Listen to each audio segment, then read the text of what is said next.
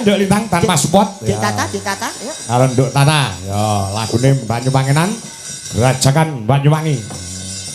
Pak, Tata niki luar biasa loh, Pak. Ngapa? Nyuwun sewu, ora mung olah swara tapi tarine juga hebat. Wah, nggih. Wah, wingi pramen apa, Nduk? Nyekel mic. Pripun? Wingi pramen apa? Kok macak wayang Weni. Oh, Sri Kandi Mustaka Weni. Nggih. Ya, kita tuh beda berapa tahun sih, Dek? Beda berapa? Mbak Lintang kelas berapa? Aku kelas 2. Aku kelas 3. Kelas 3 SMP. Oh. Oh, Lucu toh, Mas? apik jane sepantaran iki. Wah, jan cocok iki. Sik toh, kowe iki lho wis tuwek bareng karo rumahku. Ora iki nek kan pancen bapaknya juga seniman, ibunya seniman. Bener. Mbak Tata ki bapake dalang, ibuke juga pesinden. Lah narine iki nurun saka Sinten? Mbak Dewati Dek ya. Bulik ya. Retno Dewati to? Nggih. Udu.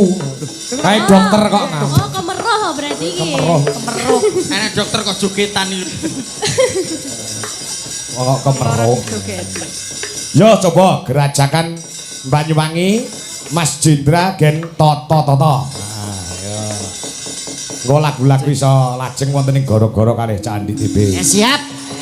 Yuk, gerajakan Banyuwangi. Monggo para kanca garap gamelan blas musik.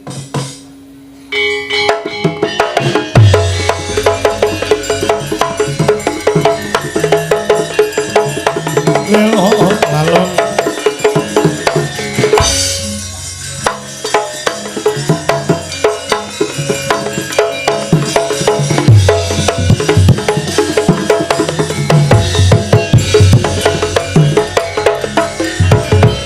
Gerajakan Banyuwangi Raino bengi sing ayu sepi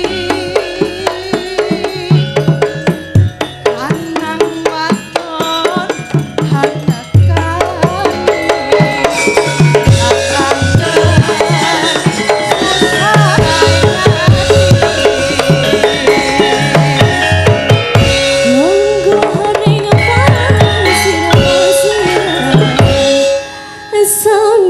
Sambyuran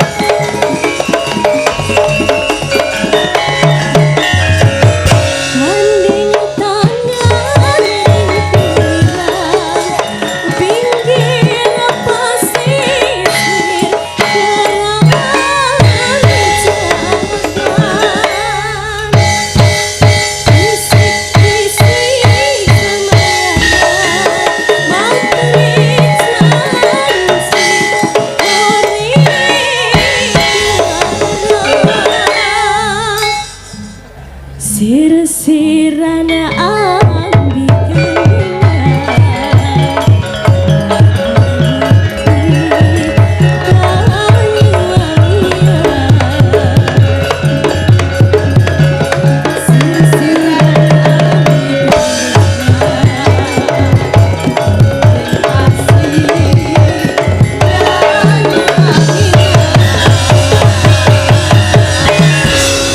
terus Mbah Nuwun. Ah ya. Slendro 6 lho. Sawangen para Madyabala ngestina padha budhalan ngoyak marang playune Sang Anoman Senggana. Ah ya. Bande rata kon